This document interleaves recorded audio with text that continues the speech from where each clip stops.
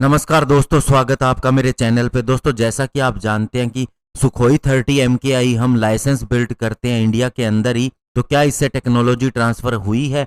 और दूसरा दोस्तों, राफेल फाइटर जेट को भी क्या लाइसेंस बिल्ड करने से उतना फायदा होता जितना सुखोई 30 को करने से हुआ है? आज हम इसी के ऊपर बात करेंगे। चलिए दोस्तों, शुरू करते हैं।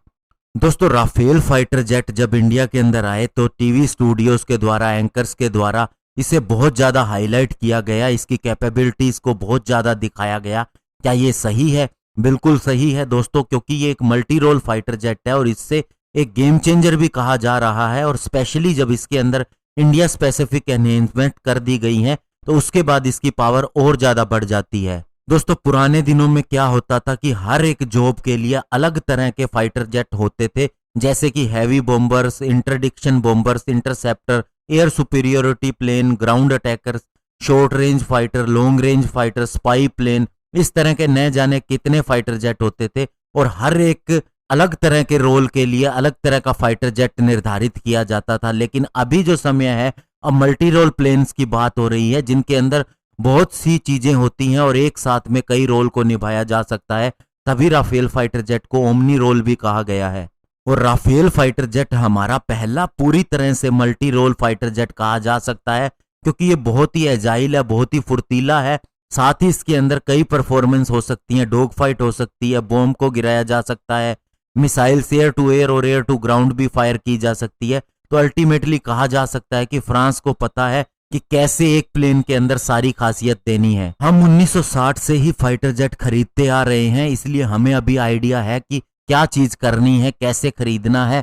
आपको पता होगा जीनेट्स हमारे पास फाइटर जेट थे पुराने समय में, तो उससे हमने यूएस मेड सबरी जेट को गिराया था 1965 के वार के दौरान। इसके अलावा मिग 21 था, इसने 1971 के वार के अंदर ढाका में गवर्नर्स हाउस की छत के अंदर इतना बड़ा होल बना दिया था पूरी प्रिसीजन के साथ में। तो उस समय ये बड़ी हैरानी वाली घटना थी, क्योंकि अमेरिका ने ये अचीवमेंट 2001 में हासिल की, जब उसने अल जजीरा का ऑफिस जो काबुल में स्थित था उसकी खिड़की से एक मिसाइल फायर की थी। और यही मिग 21 है जिसका बाइसन वर्जन, जो कि लेटेस्ट वर्जन हमने तैयार किया है, उससे विंग कमांडर अभिनंदन वर्धमान ने F-16 को लास्ट ईयर शूट कर दिया था, जब बालाकोट के बाद में पाकिस्तान ने हम पे अटैक किया था और पूरी दुनिया शॉक हो गई थी। हमारे मिग 23 और मिग 27 हमेशा ही दुश्मन देशों के लिए एक खतरा रहे हैं, क्योंकि ये हवा के अंदर अपने विंग्स फोल्ड कर सकते थे और एक पंछी की तरह से हवा में उड़ सकते थे। और इसके अलावा हमारे पायलट्स ने उस समय मिग 25 भी उड़ाया है। इसकी आधी के करीब स्क्वाड्रन हमारे पास थी और ये बहुत ही सुपर सीक्रेट फाइटर जेट थे, क्योंकि ये दुनिया के उस समय के सबसे फास्टेस्ट एयरक्राफ्ट थे और इन्हें पकड़ना बिल्कुल ही मुश्किल था। कोई भी मिसाइल इन तक नहीं पहुंच सकती थी। फिर उसके बाद हमने जगुआर फाइटर जेट खरीदे, जो आज भी काम कर रहे हैं। इनका अपग्रेडेशन कर दिया गया है और चाइना ये सोचता है कि ये फाइटर जेट अब भी तिब्बतियन टेरिटरी के अंदर आके अटैक कर सकते हैं।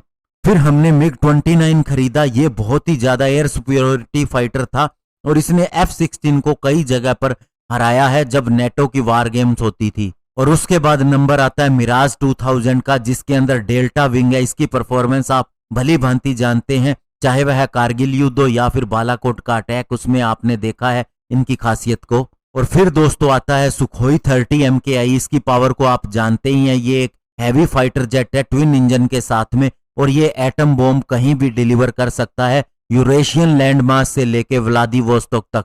और इसके साथ ब्रह्मोस मिसाइल को भी अटैच किया गया है। निर्भया के भी परीक्षण चल रहे हैं और आने वाले समय में इसे किसी भी तरह से किसी भी रूप में ढाला जा सकता है। और अभी दोस्तों हमारे पास राफेल फाइटर जेट आ गया है, जो इन सबसे सुपीरियर कहलाएगा अपने ओमनी रोल की वजह से। हालांकि अभी हमने सिर्फ 36 ही फाइटर जेट खरीदे हैं, लेकिन अभी बात होती है लाइसेंस बिल्ट की कि क्या राफेल फाइटर जेट को ज्यादा संख्या में खरीद के यहाँ पर बनाना चाहिए था। तो पहले आपको बता दूं दोस्तों कि हमारे यहाँ पर सुखोई 30 ऑलरेडी बन रहे हैं, लेकिन उससे कोई डायरेक्टली हमें टेक्नोलॉजी नहीं मिली है। टेक्नोलॉजी ट्रांसफर अलग चीज होती है, जिसके लिए हमारा MMRCA अभी भी है। अगर इसके तहत हमें फाइटर जेट मिलते हैं, हम कोई सिलेक्ट करते हैं, तब टेक्नोलॉजी ट्रांसफर होगी। उसमें बाकायदा सारी चीजें लिखी जाएंगी कि क्या क्या चीजें हमें मिलेंगी, किस तरह से इकोसिस्टम डेवलप होगा। ये लाइसेंस बिल्ट मैन्युफैक्चरिंग से बहुत ही ऊपर है। लेकिन फिर भी दोस्तों अगर हम उस समय की बात करें तो उस समय जब ये डिसीजन लिया गया सुखोई 30 MKI को इंडिया में बनाने का, तब भी ये बहुत ही अच्छा डिसीजन था, क्योंकि अभी आप देखिए हमने चाइना के साथ स्टैंड ऑफ होने के बाद में मिग 29 और 12 सुखोई 30 MKI की डील की है, तो डायरेक्टली रशिया की इजाजत के बाद अब उसे इंडिया में ही बनाना शुरू कर दिया जाएगा। हमें वेट नहीं करनी पड़ेगी कि कब रशिया हमें इसके लिए चीजें भेजेगा या फाइटर जेट भेजेगा। तो ये बेनिफिट है लाइसेंस मैन्युफैक्चरिंग का, तभी हमने इतनी बड़ी संख्या में इतने फाइटर जेट बना लिए। और दूसरा दोस्तों इसके साथ हमारी वर्कफोर्स भी क्रिएट होती है। डायरेक्टली खरीदने से लाइसेंस बिल्ट बहुत अच्छा है, लेकिन अब जो MMRCA के तहत, जो मेक इन इंडिया के तहत फाइटर जेट खरीदे जाएंगे, वो इससे भी बड़ी बात होगी। और इसके लिए धन्यवाद करना चाहिए नरसिम्हा राव की गवर्नमेंट का, जिसने उस समय ये नेगोशिएशन की और फाइनली सुखोई डील हुई। और इससे पहले भी दोस्तों ये पॉसिबल हो सकता था, और अगर हो जाता तो इंडिया आज और आगे होता, क्योंकि दोस्तों जब मिग 29 खरीदा जा रहा था तो उस समय सोवियत रशिया ने हमें टेक्नोलॉजी का भी देने का फैसला किया था और साथ ही हमें लाइसेंस मैन्युफैक्चरिंग का भी ऑफर दिया था। ये 1980 की बात है, लेकिन उस समय राजीव गांधी की गवर्नमेंट ने थैंक यू कह दिया और कहा अपना लाइसेंस अपने पास रखें, हम केवल फाइटर जेट ही खरीदेंगे।